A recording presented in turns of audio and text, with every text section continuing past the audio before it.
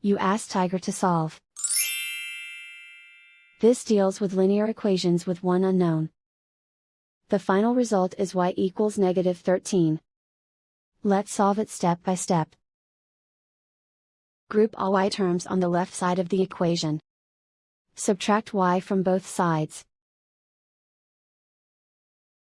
Group like terms.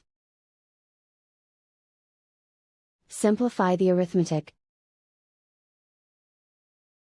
Group like terms. Simplify the arithmetic.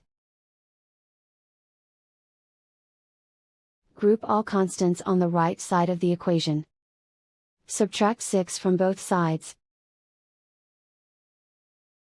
Simplify the arithmetic.